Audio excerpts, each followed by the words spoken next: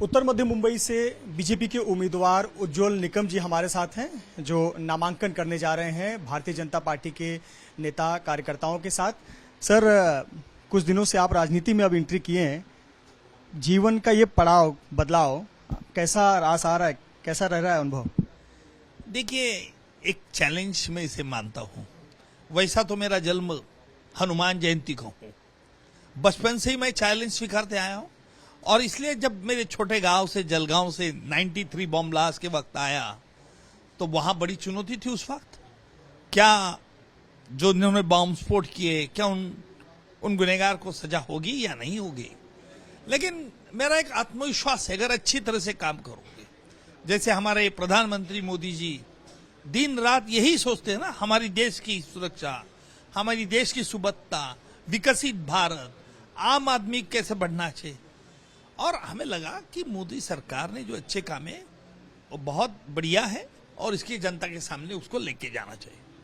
Court में आप रहते थे तो आपका एक ही लक्ष्य था, सत्यमेव जयते। अब आप राजनीति में प्रवेश किए हुए हैं, क्या उद्देश्य लेकर चलेंगे?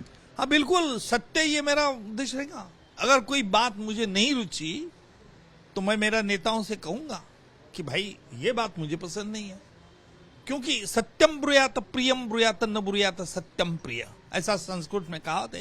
लेकिन मेरा मानना ये है कि अगर सत्य हो और तो उसमें कॉन्फिडेंस आ जाता है, झूठा हो तो कॉन्फिडेंस नहीं रहता। मेरी आवाज देखो तुम, ऐसे नॉर्मल टोन में तो आवाज तो एकदम सारी नहीं। कोर्ट में जब दलील पेश करता हूं ना, तब बड़े बड़े गुनहगार की छुट्टी कर देता हूं, क्योंकि एक सेल्फ कॉन्फिडेंस और मेरा आत्मविश्वास। अगर गुनहगार के खिलाफ कोई सबूत नहीं रहता तो मैं कहता हूं कोर्ट में कि साहब इसको छोड़ा जाए। ऐसे कई मामले हैं। अब तक आपको जितने लोगों ने भी देखा या जो आपकी तस्वीरें हम जनता के सामने दिखाते हैं, आप काले कोट में नजर आते हैं। ये वस्त्र, जरा इसके बारे में बताएं, एक स्पेशल डिजाइन क्या हुआ कपड़े? नहीं, ये व्हाइट सफारी है। एक हमारे दोस्त यहाँ मिले, उन्होंने ये मुझे जैकेट पहना दिया और मैं बड़ा खुश हूँ। किनका नाम क्या उनका? किशोर शिंदे जी। उन्होंने जैकेट लेके आए, अब ये पहनो साहब, हमने पहन लिया। और ये हमारे सब महायुति के पार्टनर्स है भैया, सभी की तस्वीरें अलग अलग। बहुत तो अलग रूप महायुति में नहीं, देखिए राज्य में ये महायुति इतनी बड़े बड़े पक्षों की बन गई है, क्योंकि कम नहीं है बात। देखिए, ये लोगों का गलत मानना है कि राजनीति में अच्छे आदमी ने आना नहीं चाहिए, गलत है, इसमें झूठा बोलना पड़ता है, ये सब गलत है।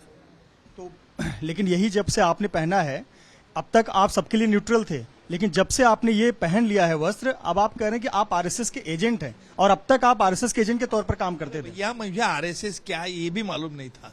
अगर आप मुझ पर विश्वास रखोगे तो 8 दिन पहले मैं जब अभी आरएसएस के लोगों को मिला, मैं उनसे समझा लिया कि आरएसएस प्रचारक क्या रहता है और कार्यवाह क्या रहता है। ये बात मुझे पहले मालूम ही नहीं था।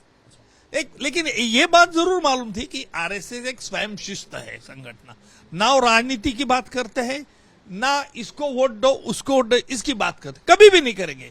अभी भी आरएसएस के लोगों ने मुझे कहा नहीं कि हम लोगों को कहेंगे तुमको वोट नहीं, अच्छा हो गया आप अच्छा नहीं, बस इतनी प्रशंसा की है।